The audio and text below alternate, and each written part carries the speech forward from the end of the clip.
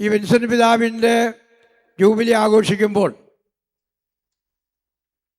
എന്നെ കാണുമ്പോൾ ചിലപ്പോൾ ചിലരൊക്കെ പറയാറുണ്ട്, പിതാവിൻ്റെ ഗോൾഡൻ ജൂബിലി ആയല്ലേ എന്ന്. അപ്പം ഞാൻ അതിശയിച്ചു പോവും, ഇതെന്താ അങ്ങനെ പറയുന്നതെന്ന്. എൻ്റെ ഗോൾഡൻ ജൂബിലി ഒന്നും ആയിട്ടില്ല, പിന്നെ എന്താ അങ്ങനെ പറയുന്നത്? അപ്പം പലരും പറയുന്നത് ഞാനും വിൻസെൻ്റ് പിതാവും ഒരുപോലെയാണ് ഇരിക്കുന്നതെന്നാണ്. ഞങ്ങളുടെ രണ്ടുപേരുടെയും തല ഒരുപോലെയാണ്, മുഖവും ഒരുപോലെയാണെന്നാണ് പറയുന്നത്. പിന്നെ ഞങ്ങളുടെയൊക്കെ പ്രവർത്തന ശൈലിയും ഏതാണ്ടൊക്കെ ഒരുപോലെയാണെന്ന് എല്ലാവരും പറയുന്നു.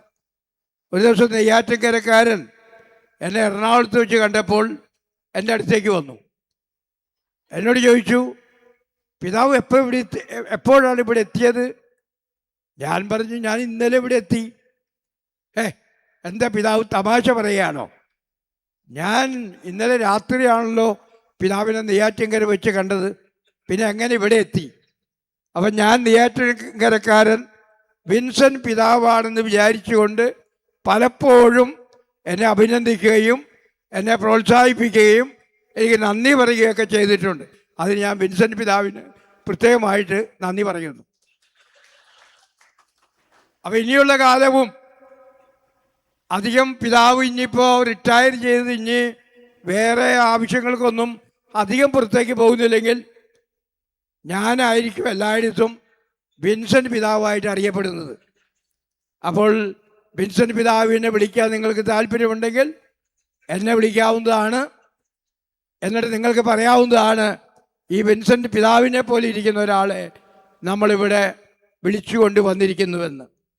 അപ്പോൾ ഇവിടെ കൂടിയിരിക്കുന്ന നിങ്ങൾ എല്ലാവരുടെയും പേരിൽ KCBCയുടെ പേരിൽ,